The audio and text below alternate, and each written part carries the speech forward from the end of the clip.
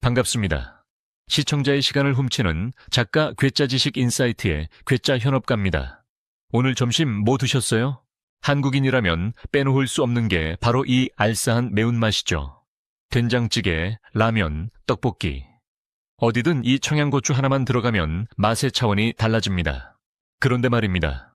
여러분이 방금 맛있게 드신 그 청양고추, 사실은 독일산이라는 사실 알고 계셨나요? 에이, 장난이죠. 청양고추는 충남 청양이나 경북 청송에서 나는 우리 농산물이잖아요 라고 말씀하실 분들 많으실 겁니다. 맞습니다. 우리 땅에서 자라고 우리 농민들이 땀 흘려 키운 우리 고추죠. 하지만 그 고추를 심기 위해 필요한 씨앗, 즉 종자의 소유권은 우리나라에 없습니다. 우리가 청양고추 씨앗을 살 때마다 그 돈의 일부는 로열티라는 이름으로 독일의 거대 화학기업 바이엘의 금고로 흘러 들어갑니다. 도대체 어쩌다 이런 일이 벌어진 걸까요? 대한민국 매운맛의 자존심이라던 청양고추는 왜 남의 나라 손에 넘어가게 된 걸까요? 오늘은 그 뼈아픈 기록, 1997년 외환위기 당시 우리가 잃어버린 대지의 주권 이야기부터 시작해 보겠습니다. 이야기는 1980년대 초로 거슬러 올라갑니다. 당시 대한민국 고추 시장은 큰 고민에 빠져 있었습니다. 한국인은 매운맛을 좋아하지만 당시 고추들은 너무 맵기만 하거나 향이 부족했거든요. 이때 등장한 인물이 바로 중앙종묘의 유일웅 박사입니다. 유 박사님은 결심합니다. 한국인 입맛에 딱 맞는 깔끔하게 마으면서도 감칠맛 나는 고추를 만들겠다. 그는 제주도산 제주재래종과 태국산 매운 고추인 프리키누를 교배하기 시작합니다. 수천 번의 시행착오, 수만 번의 교배, 마침내 1983년 세상에 없던 고추가 탄생합니다. 그것이 바로 청양고추입니다. 여기서 잠깐, 청양이라는 이름의 유래에 대해서도 오해가 많죠. 충남 청양군과 경북 청송 영양군이 서로 자기네 지명에서 따왔다고 싸우기도 했으니까요. 하지만 정설은 유 박사님이 품종 테스트를 도와준 청송과 영양의 앞 글자를 따서 지었다는 겁니다. 어쨌든 이 고추는 출시되자마자 데이트를 기록합니다. 대한민국 식탁의 판도를 바꿔버린 거죠. 그렇게 청양고추는 우리 민족의 식탁을 정복했습니다. 하지만 영광은 오래가지 않았습니다. 1997년 대한민국 경제에 근간을 뒤흔든 IMF 외환 위기가 터진 겁니다. 국가 부도 위기 앞에서 모든 기업이 쓰러져 갔고 종자 산업도 예외는 아니었습니다. 당시 우리나라 종자 시장을 꽉 잡고 있던 4대 천왕이 있었습니다. 흥농종묘, 중앙종묘, 서울종묘, 청원종묘. 이들은 우리 농산물의 설계도를 가진 보물창고였습니다. 하지만 돈줄이 마른 기업들은 당장 생존을 위해 이 보물창고를 팔아야만 했습니다. 흥농종묘와 중앙종묘는 세계 1위 채소 종자 기업이었던 멕시코의 세미닛에 인수됩니다. 서울종묘는 스위스의 노발티스로 넘어갑니다. 청원종묘는 일본의 사카테 팔립니다. 하룻밤 사이에 대한민국의 종자 주권이 공중분해된 겁니다. 청양고추의 소유권을 갖고 있던 중앙종묘가 팔리면서 청양고추의 부모 노릇을 할 권리도 함께 넘어갔습니다. 이후 세미닛은 미국의 농화학 공룡 몬산토에 인수되었고 몬산토는 다시 2018년 독일의 바이엘에 인수됩니다. 결국 한국인이 매일 먹는 고추의 원천 기술이 독일 기업의 손에 들어가는 기막힌 여정이 완성된 겁니다. 여기서 여러분이 궁금해하실 포인트가 있습니다. 정말로 내가 마트에서 고추 살 때마다 독일로 돈이 가나요? 엄밀히 말하면 여러분이 농민에게 내는 고추값에 포함된 씨앗값에 로열티가 녹아있는 구조입니다. 물론 국내 기업이 일부 사업권을 되찾아 오려는 노력을 해서 모든 품종이 로열티 대상은 아니지만 핵심이 되는 패런트 시드에 대한 권리와 그간 축적된 유전자 정보 DB는 이미 해외 기업의 자산이 되었습니다. 더 무서운 건 뭔지 아세요? 단순히 고추만의 문제가 아니라는 겁니다. 우리가 먹는 파프리카 종자의 100%가 수입입니다. 양파 씨앗의 80%도 일본이나 유럽산입니다. 심지어 우리가 흔히 보는 금감이나 한라봉조차 일본에 로열티를 냈거나 내고 있는 실정이죠. 우리가 밥 한 끼를 먹을 때 국경을 넘나드는 식탁 통행세를 내고 있다는 이 현실. 정말 소름 돋지 않나요? 식용 작물뿐만이 아닙니다. 여러분, 봄이면 향기가 기가 막힌 미스킴 라일락 아시죠? 전 세계 라일락 시장을 장악한 이 품종. 원래 이름은 수수꽃다리라는 한국 자생종입니다. 1947년 미국인 식물 채집가 엘윈 미더가 북한산에서 씨앗을 채취해 미국으로 가져갔습니다. 그는 그 씨앗을 개량해 키가 작고 향이 강한 라일락을 만들었고, 당시 자신의 일을 도와주던 한국인 타이피스트의 성을 따서 미스킴 라일락이라 이름 붙였습니다. 이제 우리는 이 아름다운 꽃을 키우기 위해 미국에 돈을 주고 역수입해옵니다. 크리스마스 트리로 전 세계에서 가장 많이 팔리는 구상나무는 또 어떻고요? 한라산이 원산지인 이 나무도 코리안 피어라는 이름으로 해외에 등록되어 로열티를 벌어들이고 있지만 정작 우리에게는 그 권리가 없습니다. 이처럼 우리는 우리가 가진 소중한 자산들이 얼마나 가치 있는지 몰랐고 위기가 닥쳤을 때 그것을 지킬 힘이 없었습니다. 하지만 여러분, 이건 시작에 불과합니다. 농산물은 그래도 우리 땅에서 자라기라도 하죠. 만약 우리가 세계 최초로 개발한 첨단 IT 기술이 거꾸로 우리 기업들을 공격하는 칼날이 되어 돌아왔다면 어떠시겠습니까? 지금은 스마트폰 하나로 전 세계 모든 음악을 스트리밍으로 듣는 시대죠. 하지만 20여 년 전만 해도 음악을 들으려면 카세트 테이프를 뒤집거나 CD 플레이어가 튀지 않게 조심조심 걸어야 했습니다. 그런데 이 불편한 시대를 끝장내고 디지털 음악 혁명을 처음으로 선포한 나라가 어디인지 아세요? 바로 대한민국입니다. 애플의 아이폿, 소니의 워크맨, 아니요. 세계 최초의 MP3 플레이어는 우리나라 벤처기업이 만든 MP만 앱첸이었습니다. 하지만 이 찬란한 영광은 지금 어디로 갔을까요? 왜 우리는 종주국이면서도 남의 나라 기업에 로열티를 내고 소송을 당해야 했을까요? 1997년 세한 정보 시스템의 문광수, 황정하라는 두 천재 개발자가 전 세계 IT 업계를 발칵 뒤집어 놓습니다. 카세트도 CD도 필요 없다. 음악을 파일로 저장해서 듣는다. 이 황당해 보이던 아이디어가 현실이 된 게 바로 MP맨이었죠. 당시 스펙을 보면 지금은 웃음이 나올지도 몰라요. 메모리는 고작 32MB, 노래 8곡 정도 넣으면 꽉 찼죠. 가격은 무려 2,050만 원대였습니다. 하지만 이건 단순한 기계가 아니었습니다. 인류가 음악을 소유하는 방식 자체를 아날로그에서 디지털로 바꾼 역사적 변곡점이었거든요. MP맨닷컴은 이 핵심 기술을 보호하기 위해 발명자의 이름을 딴 문황 특허를 전 세계에 출원합니다. 이때까지만 해도 우리는 믿었습니다. 이제 전 세계가 우리 기술에 로열티를 내겠구나. 하지만 현실은 드라마처럼 흘러가지 않았습니다. 여기서 우리가 빠지기 쉬운 함정이 있습니다. 최초니까, 기술이 압도적이니까 당연히 1등 하겠지라는 착각이죠. MP맨은 기술은 있었지만 그걸 전 세계에 팔 마케팅 자본과 생태계가 없었습니다. 우리가 머뭇거리는 사이 미국의 다이아몬드 멀티미디어가 리오를 내놓으며 북미 시장을 선점했고 2001년 애플이 아이포드과 아이튠스라는 거대한 플랫폼을 들고 나오면서 시장의 판도는 완전히 바뀌어버립니다. 한국 기업들은 제조에만 매달렸고 애플은 문화를 팔기 시작한 거죠. 결국 경영난에 빠진 MP맨닷컴은 결단을 내립니다. 이 귀중한 특허를 팔아서라도 살아남아야겠다. 그리고 이 특허를 사간 곳이 바로 미국의 반도체 기업 sigmateil이었습니다. 이것이 비극의 서막이었습니다. 특허를 손에 넣은 sigmateil의 행보는 잔인했습니다. 그들은 이 특허를 방어용이 아니라 공격용 무기로 사용하기 시작했어요.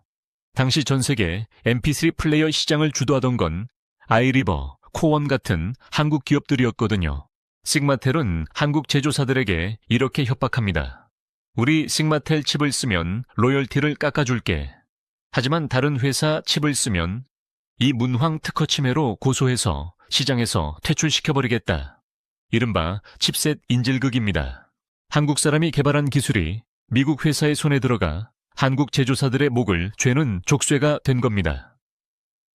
세계 1위를 달리던 한국 MP3 플레이어 제조사들은 울며 겨자 먹기로 sigmateil의 비싼 칩을 써야 했고, 이는 가격 경쟁력 약화로 이어졌습니다. 비극은 여기서 끝나지 않습니다. sigmateil도 경영이 어려워지자 이 특허를 다시 텍사스 MP3 테크놀로지스라는 곳에 매각합니다. 그런데 이 회사의 정체가 소름 돋습니다. 제품은 하나도 안 만들고 오직 특허 소송으로만 돈을 버는 이른바 페이턴트 트롤리였던 거죠. 2007년 이 특허 괴물은 드디어 본색을 드러냅니다. 애플, 샌디스크, 그리고 대한민국을 대표하는 기업 삼성전자를 상대로 대규모 특허 침해 소송을 겁니다. 너희가 만든 mp3 기기들 사실 우리 특허를 훔친 거야. 돈 내놔. 결국 삼성전자는 막대한 합의금과 로열티를 지불해야 했습니다. 우리가 만든 기술을 지키지 못해 그 기술이 다시 우리를 공격하는 부메랑이 되어 돌아온 이 사건 지식재산권, IP 전략이 부재한 국가가 치러야 할 대가가 얼마나 혹독한지 보여주는 뼈아픈 사례입니다. IT 분야의 상실은 하드웨어뿐만이 아니었습니다. 여러분, 페이스북이나 인스타그램보다 5년이나 앞서 전 국민을 연결했던 서비스 기억하시나요? 바로 싸이월드입니다. 1999년 탄생한 싸이월드는 일촌, 미니홈피, 도토리라는 개념으로 메타버스의 시초를 닦았습니다. 마크 저커버그가 하버드 기숙사에서 페이스북을 만들기 훨씬 전부터 우리는 이미 디지털 공간에서 방을 꾸미고 BGM을 깔며 소통하고 있었습니다. 하지만 싸이월드는 결정적인 실책을 범합니다. 바로 폐쇄성과 갈라파고스화였습니다. 첫째, 국가별 파편화입니다. 한국 싸이월드와 미국 싸이월드가 연결되지 않았습니다. 페이스북이 전 세계를 하나로 묶을 때 우리는 우리끼리만 노는 우물 안개구리였죠. 둘째, 액티브엑스의 저주입니다. 해외 사용자들이 접속하려면 수많은 보안 프로그램을 깔아야 했습니다. 가볍고 빠른 트위터와 페이스북에 밀리는 건 시간 문제였죠. 셋째, 모바일 전환 실패입니다. 아이폰이 등장했을 때 싸이월드는 PC 기반의 성공에 취해 있었습니다. 설마 사람들이 작은 화면으로 미니 홈피를 하겠어? 라는 오판이 결국 파국을 불렀습니다. 세계 최초의 SNS 플랫폼 주권을 가졌으면서도 그걸 글로벌 표준으로 키우지 못한 대가는 컸습니다. 이제 우리의 소중한 추억이 담긴 데이터 주권마저 외국 플랫폼에 완전히 넘어가 버렸으니까요.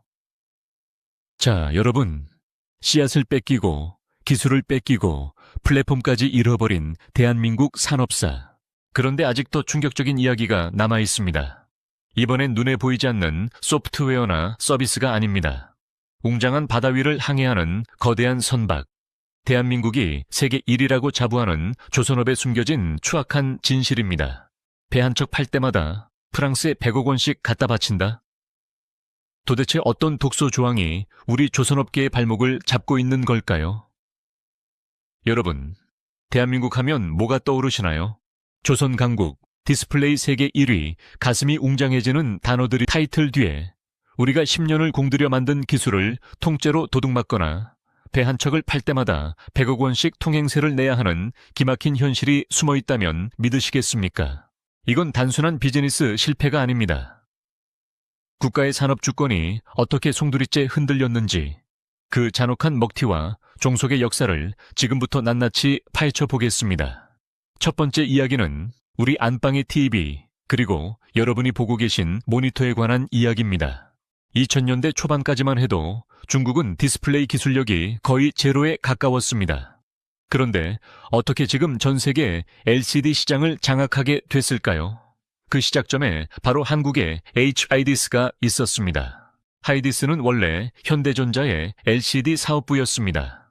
당시 AFFS라는 어느 각도에서 봐도 색이 변하지 않는 세계 최고의 특허 기술을 가지고 있었죠.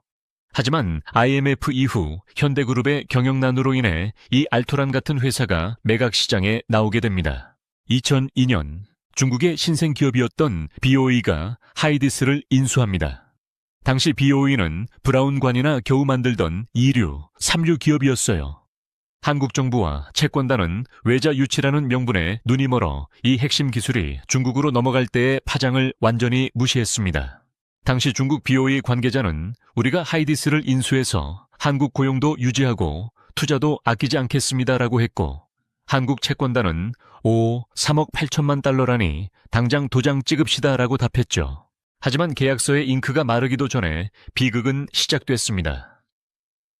BOE는 하이디스의 핵심 설계 도면과 4천여 건의 특허 자료를 통째로 중국 본사 서버로 옮기기 시작했습니다. 심지어 한국의 수석 엔지니어들을 연봉 3배 조건으로 중국으로 데려갔죠. 기술 전수가 완료됐다고 판단한 2006년 BOE는 어떻게 했을까요? 하이디스를 고의 부도 처리하고 법정 관리에 넘겨버립니다. 한국 노동자들은 하루아침에 길거리로 나앉았고 회사는 공중분해됐습니다. 이 기술을 바탕으로 BOE는 중국 정부의 보조금을 받아 LCD 시장을 장악했고 결국 2021년 삼성과 LG가 LCD 사업에서 철수하게 만드는 결정적인 독화살이 되어 돌아왔습니다. 우리 기술로 만든 칼에 우리가 찔린 셈이죠. 자, 다음은 바다로 가봅시다.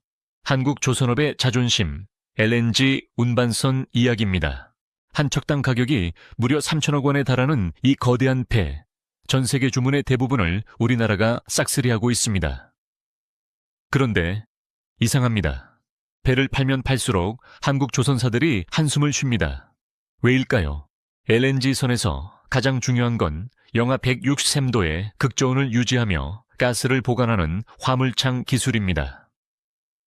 그런데 이 화물창 원천 기술을 프랑스의 GTT라는 회사가 독점하고 있습니다. 우리가 LNG선 한 척을 만들 때마다 성화의 약 5%, 즉 100억 원 이상을 GTT에 로열티로 내야 합니다. 지난 30년간 한국 조선업계가 프랑스에 바친 돈만 무려 7조 4천억 원이 넘습니다. 수만 명의 한국 노동자가 거제도, 울산의 뜨거운 볕 아래서 땀 흘려 배를 만들면 프랑스의 GTT 직원은 시원한 사무실에서 서류에 사인 한번 하고 100억 원을 챙겨가는 구조입니다. 이게 바로 기술 종속의 무서움입니다. 당연히 시도했습니다. 한국가스공사와 조선 3사가 10년 동안 수백억 원을 들여 한국형 화물창 KC1을 개발했죠. 하지만 결과는 참담했습니다. 실제 배에 실어보니 화물창 외벽에 성에가 끼는 결함이 발견된 겁니다. 선주들은 검증 안 된 한국 기술 안 써라며 외면했고 결국 GTT의 독점 체제는 더 단단해졌습니다. 원천 기술의 벽은 생각보다 높고 한번 빼앗긴 주권은 되찾아오기가 이렇게나 힘든 겁니다. 마지막으로 우리가 매일 쓰는 휴대폰 이야기 하나만 더 하죠. 1996년 한국은 세계 최초로 CDMA 방식을 상용화하며 IT 강국으로 우뚝 섰습니다. 이건 분명 대단한 성과였습니다. 하지만 그 이면에는 미국의 퀄컴이라는 거대한 그림자가 있었습니다. 당시 우리 정부는 퀄컴의 기술을 국가 표준으로 채택해줬습니다. 덕분에 퀄컴은 듣보잡 벤처기업에서 글로벌 공룡으로 성장했죠. 그 대가로 우리 기업들은 휴대폰 한 대를 팔 때마다 판매가의 약 5%를 퀄컴에 바쳐야 했습니다. 한국은 퀄컴의 현금 인출기 ATM이라는 비아냥이 나올 정도였죠. 우리가 세계 최초로 길을 닦아줬더니 정작 통행료는 주인이 따로 챙기는 상황 앞서 본 청양고추나 MP3 사례와 너무나 닮아있지 않나요? 자, 지금까지는 눈에 보이는 제품들, 즉 씨앗, 기계, 배, 휴대폰 이야기였습니다. 그런데 여러분, 21세기에 더 무서운 전쟁터는 따로 있습니다. 바로 데이터와 플랫폼입니다. 우리가 어떤 민족입니까? 라고 외치던 배달 이민족이 왜 독일 기업이 되었는지, 그리고 일본의 국민 메신저가 된 한국의 라인을 왜 일본 정부가 강제로 뺏으려 하는지, 여러분의 배달 음식 주문 기록 하나, 메시지 하나가 국가 안보와 어떻게 연결되는지 알게 되면 깜짝 놀라실 겁니다. 여러분, 스마트폰 열면 가장 먼저 보이는 앱이 뭔가요? 배달 앱, 그리고 메신저죠. 이제 플랫폼은 단순한 서비스가 아니라 우리 삶의 인프라스트럭처가 되었습니다. 그런데 우리가 매일 음식을 시키고 친구와 대화하는 이 가상 공간의 주인이 누구인지 생각해 보신 적 있나요? 기업이 돈 많이 벌어서 해외에 팔리면 좋은 거 아니야 라고 생각하신다면 오산입니다. 플랫폼을 뺏긴다는 건 그 안에 담긴 수천만 국민의 데이터와 상권의 주도권을 통째로 넘겨주는 것과 같거든요. 2019년 12월 대한민국 스타트업 업계에 핵폭탄급 소식이 전해집니다.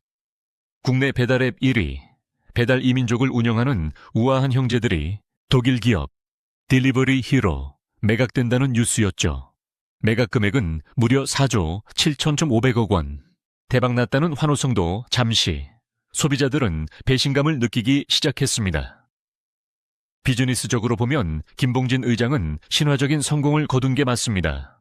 하지만 문제는 독점과 국적이었습니다. 당시 DH는 이미 한국 2위 앱 요기요와 3위 배달통을 소유하고 있었거든요. 배민까지 가져가면 한국 배달 시장 점유율이 99%에 육박하게 되는 상황이었습니다. 소비자는 우리가 어떤 민족입니까? 라며 애국심 마케팅 하더니 결국 독일 기업이었어? 라고 했고, 자영업자들은 독일 주인이 수수료 올리면 우리는 어디로 가야 합니까? 라고 물었죠. 결국 공정거래위원회는 배민을 인수하려면 요기요를 팔아라라는 유례 없는 조건부 승인을 내립니다. DH는 1위인 배민을 위해 2위인 요기요를 포기하는 초강수를 두며 한국 시장의 왕좌를 차지했습니다. 이제 우리가 치킨을 시킬 때마다 발생하는 데이터와 이익은 독일 베를린으로 흘러갑니다. 배달 주권이 넘어간 것이죠. 왜 플랫폼의 국적이 중요할까요? 단순히 로열티 때문이 아닙니다. 바로 데이터 때문입니다. 배민이 가진 데이터는 무시무시합니다. 누가, 어디서, 언제, 어떤 음식을 얼마에 시켜 먹는지, 대한민국 상권의 유동 인구와 소비 패턴, 수십만 소상공인의 매출과 신용 정보, 이 방대한 빅데이터가 외국 기업의 손에 들어가면 그들은 한국의 외식 산업 전체를 손바닥 위에 올려놓고 통제할 수 있게 됩니다. 알고리즘 하나로 특정 식당을 살릴 수도 죽일 수도 있는 힘, 그 디지털 권력이 외국 자본에 귀속되었다는 사실은 우리가 청양고추 씨앗을 뺏긴 것보다 훨씬 더 위험한 일일지도 모릅니다. 배민이 자발적 매각이었다면 지금 말씀드릴 라인 사태는 국가 간의 총성 없는 전쟁에 가깝습니다. 라인은 네이버가 일본에서 일궈낸 기적 같은 서비스입니다. 2011년 동일본 대지진 당시 전화가 먹통일 때도 라인 메시지는 전송되면서 일본인들의 생존 줄이 되었죠. 현재 일본 인구의 80% 이상인 9,600만 명이 쓰는 명실상부한 일본의 국민 메신저입니다. 네이버는 일본 소프트뱅크와 오심토 오슈 지분으로 합작법인 A홀딩스를 만들어 라인을 운영해 왔습니다. 그런데 2024년 초 일본 정부 총무성이 이례적인 행정지도를 내립니다. 이유는 개인정보 유출 사고였죠. 하지만 행정지도의 내용이 충격적이었습니다. 네이버와의 자본관계를 재검토하라. 즉 네이버 너희 지분 팔고 경영권 넘기고 나가라는 소리였습니다. 일본 입장에서 라인은 단순한 메신저가 아닙니다. 행정 서비스, 결제, 뉴스 공급까지 담당하는 국가 중추 신경계입니다. 그런데 이 중추 신경계를 지배하는 기술과 서버가 한국 네이버에 있다는 사실이 일본 우익 세력과 정부에게는 안보 위협으로 느껴진 겁니다. 이것은 명백한 디지털 영토 분쟁입니다. 한국이 공들여 키운 세계적인 플랫폼을 일본이 통째로 삼키려 하는 이 상황. 만약 우리가 라인의 경영권을 뺏긴다면 한국 IT 역사상 가장 큰 해외 자산을 상실하는 비극으로 기록될 것입니다. 우리 기술력 세계 최고라면서 왜 매번 이런 일이 생기나요? 답은 냉혹합니다. 자본의 논리와 정치적 외교력에서 밀리기 때문입니다. 글로벌 표준의 부재, IP 보호 전략의 미비, 그리고 국가 차원의 대응 지연, 이 3박자가 겹친 결과입니다. 지금까지 우리는 남에게 뺏긴 기술들 이야기를 주로 했죠. 그런데 이번 이야기는 조금 결이 다릅니다. 우리가 세계 최초로 개발했고 우리 기술로 전 세계를 제패할 기회도 있었습니다. 정부와 기업이 수조 원의 예산을 쏟아부어 완벽한 인프라도 깔았죠. 그런데 결과는 전 세계에서 오직 한국에서만 쓰다가 조용히 역사 속으로 사라졌습니다. 이걸 경제학에서는 가라파곶 신드롬이라고 부릅니다. 육지와 고립되어 자기들끼리만 진화하다가 결국 멸종하는 섬의 생물들처럼 우리 기술도 우리만의 울타리에 갇혀 죽어버린 거죠. 2005년 한국은 또 한 번 세계를 놀라게 합니다. 지하철에서도 버스에서도 끊김없이 TV를 볼 수 있는 지상파 DMB를 세계 최초로 상용화한 겁니다. 당시 외국인들이 한국 지하철에서 사람들이 휴대폰으로 TV를 보는 걸 보고 이게 마법이냐? 라고 물을 정도로 충격적인 기술이었죠. DMB는 통신망이 아니라 방송망을 씁니다. 즉 일방적으로 쏴주는 걸 받기만 하는 구조였죠. 반면 전 세계는 유튜브와 넷플릭스로 대표되는 양방향 스트리밍으로 넘어가고 있었습니다. 우리는 화질 좋고 끊기지 않는 방송에 집착할 때 세계는 내가 보고 싶을 때 골라보는 통신을 선택한 겁니다. 결국 DMB는 한국 안에서만 쓰이는 갈라파고스 기술이 됐습니다. 해외 제조사들은 한국 시장 하나 보려고 폰에 안테나 달고 DMB 칩 넣을 순 없다며 기능을 빼버렸고, 우리 기업들도 수출용 폰에는 DMB를 빼야 했습니다. 전 세계 표준이 되지 못한 기술은 아무리 뛰어나도 결국 짐이 된다는 걸 보여준 사례죠. 자, DMB보다 훨씬 더 뼈아픈 사례가 바로 WYB1호입니다. 이건 아예 4G의 세계 표준 패권을 잡으려고 작정하고 만든 기술이었거든요. 와이브로는 삼성전자와 한국전자통신연구원 ETRI가 주도해서 만든 달리는 초고속 인터넷 기술입니다. 2005년 이미 시속 100km로 달리는 차 안에서 끊김없는 인터넷이 가능했죠. 당시 미국 인텔도 이 기술의 가능성을 보고 손을 잡았습니다. 하지만 여기서 표준 전쟁이 시작됩니다. 유럽과 미국의 기존 통신 공룡들은 자신들의 기득권을 지키기 위해 LTE라는 연합군을 결성합니다. 한국 와이브로 진영이 우리 기술은 이미 상용화됐고 속도도 엄청 빠릅니다라고 외칠 때 글로벌 LTE 연합군은 너희 기술이 좋은 건 알겠는데 우리 망이랑 호환이 안 되잖아라며 외면했습니다. 결국 기술력이 아니라 숫자에서 밀렸습니다. 전 세계 통신사들이 LTE로 가겠다고 줄을 서자 와이브로는 고립된 섬이 됐습니다. 우리 정부는 와이브로를 지키기 위해 엄청난 보조금을 쏟아부었지만 대세를 뒤집기엔 역부족이었죠. 결국 2018년 와이브로는 서비스를 종료하며 역사 속으로 사라졌습니다. 약 20년간 수조 원의 혈세와 연구비가 투입된 도전이었습니다. 이 뼈아픈 사례들을 통해 우리는 무엇을 배워야 할까요? 미래의 개발자들과 기업가들이 명심해야 할 3가지 가이드입니다. 첫째, 기술보다 생태계를 먼저 봐라. 아무리 뛰어난 기술도 혼자 쓰면 독입니다. 내 기술을 남들도 쓰기 쉽게 만드는 표준화 전략이 먼저입니다. 둘째, 우리만의 것이라는 집착을 버려라. 국수주의적 기술 정책은 필패합니다. 글로벌 트렌드와 호환되지 않는 혁신은 자살 행위입니다. 셋째, 제조에서 서비스로 사고를 전환하라. 기계를 잘 만드는 시대는 끝났습니다. 그 기계로 어떤 가치를 제공할 것인지 플랫폼적 사고를 해야 합니다. 어차피 질 싸움인데 왜 수조 원을 썼나요? 라고 묻는 분들이 계십니다. 하지만 실패가 아무 의미 없었던 건 아닙니다. 와이브로를 개발하며 쌓은 기술력은 나중에 삼성이 5G 시장을 선점하는 밑거름이 되었거든요. 다만 기술적 승리가 시장적 승리로 이어지지 않는다는 이 냉혹한 교훈을 잊지 말아야 한다는 뜻입니다. 자, 이제 대장정의 마무리가 머지않았습니다. 식탁 위 청양고추부터 주머니 속 MP3, 거대한 LNG선, 그리고 사라진 와이브로까지 우리가 본 것은 단순히 돈을 뺏긴 기록이 아니었습니다. 그것은 우리가 땀 흘려 일궈낸 혁신의 영혼을 지키지 못했던 뼈아픈 주권 상실의 기록이었습니다. 오늘 우리가 살펴본 1시간의 기록, 딱 3줄로 요약해드립니다. 첫째, 권리 없는 혁신은 남의 잔치상이다. 둘째, 표준에서 멀어지면 고립된다. 셋째, 데이터가 곧 영토다. 배민과 라인 사태는 21세기판 영토 분쟁의 시작일 뿐입니다. 이미 지나간 과거를 되돌릴 수는 없습니다. 하지만 원조의 저주를 여기서 끊어내기 위해 우리는 3가지를 명심해야 합니다. 첫째, IP 감수성을 키워야 합니다. 둘째, 플랫폼 독립을 지지해야 합니다. 셋째, 실패를 기록하고 기억해야 합니다. 다시 처음에 던졌던 질문으로 돌아가 볼까요? 여러분이 오늘 저녁 드실 된장찌개 속 청양고추, 그 고추의 알싸한 맛을 느낄 때마다 한 번만 떠올려 주세요. 이 매운맛의 주인이 누구인가? 그리고 다짐해 주세요. 우리가 만든 다음 세대의 매운맛, 즉 다음 세대의 혁신은 절대로 남의 손에 넘겨주지 않겠다라고 말이죠. 진정한 선진국은 혁신을 시작하는 나라가 아니라 그 혁신의 가치를 끝까지 소유하고 통제하는 나라입니다. 대한민국이 원조의 타이틀을 넘어 진정한 주권의 시대로 나아가는 그날까지 저 괴짜 현업가도 여러분과 함께 공부하고 기록하겠습니다. 오늘 영상이 여러분의 시야를 넓혀드렸다면 구독과 좋아요, 그리고 알림 설정 부탁드립니다.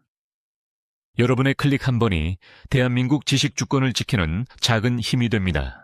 다음 영상에서는 반도체 1위 삼성전자, 그런데 왜 핵심 장비는 일본과 네덜란드에서만 가져와야 할까?